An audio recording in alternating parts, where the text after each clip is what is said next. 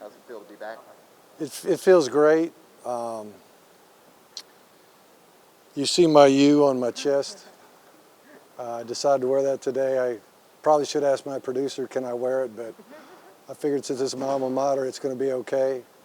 But it was good medicine to come here and see everybody and obviously a lot of players I recruited and just see the building and see Manny and the staff. Brought back a lot of good memories. Mark, you get to look at football now from a whole different perspective. Right. How has that changed things for you and how you? It's a lot more fun. No, it was fun coaching, believe me, but it was a different kind of fun.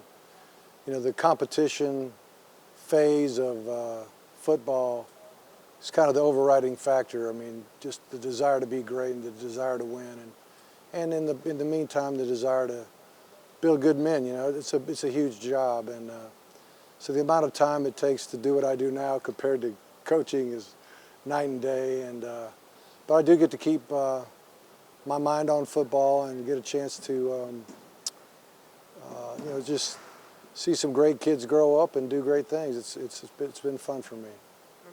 Curious what this building kind of means to you. Yeah, I mean, obviously I had a lot to do with this as far as the planning of it, and you know, Blake James and Jen Strawley, you know, our administration, they were great about wanting to know what I wanted it to look like and what needed to be done. And so I had a close personal relationship with Carlos Pedron, the superintendent of the project. And I mean, I literally walked the yard every single day before I went home with Carlos. And so all the little things that are so important to make it just right, they allowed me to do. And it came out great. I'm really proud of how it came out. Have you watched the team practice at all? Yeah, well, you know, I actually was hanging out in the head coach's office. I took the soft route and was in the air conditioning during practice today. But, you know, Manny's got a great view of practice on the grass and in the indoor. So I thought I'd take advantage of it at least one time.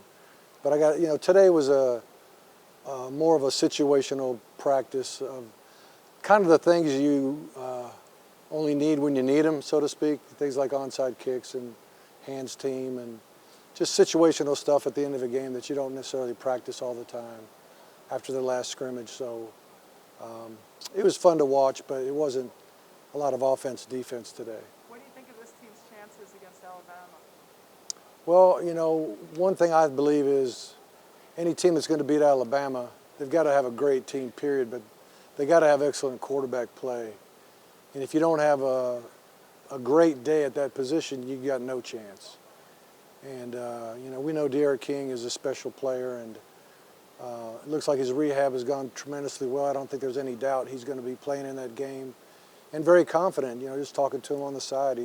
He's confident in his ability to move, change direction, and play the physical game of football. And so they're embracing the challenge of it. And that's a big part of winning those games is believing you can do it. How has Manny grown, you know, since compared to now from when you know he was with you? How you can kind of see how he is as a head Well, I mean, I always knew Manny was head coaching material. He always could see the big picture. Obviously, he's a great position coach, defensive coordinator, play caller as a defensive coach.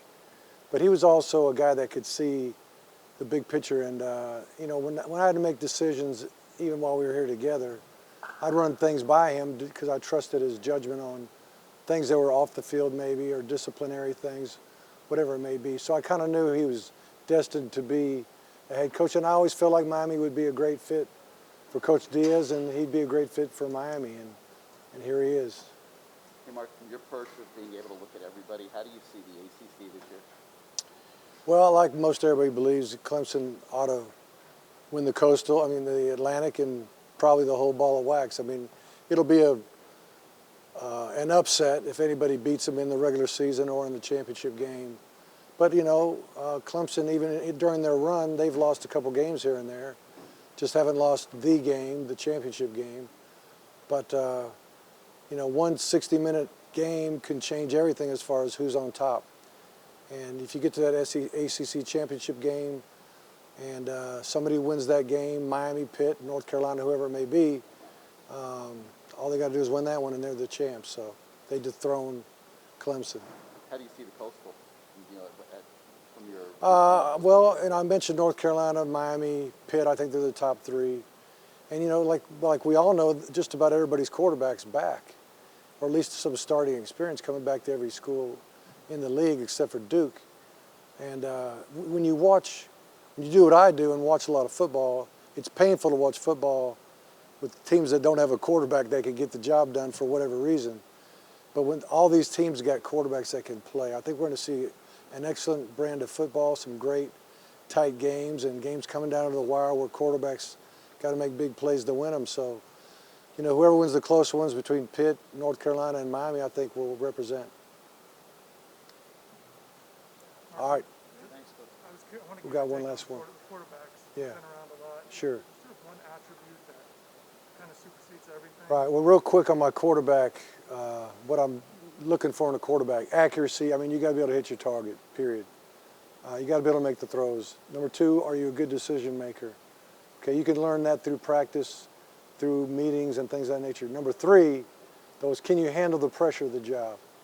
And it's hard to know if a guy can handle the pressure of the job until he has the job. And so that's the one thing like a De'Aaron King has brought that Miami was sorely missing during the time I was here was, you know, Kaya had it, you know, Malik had some of it.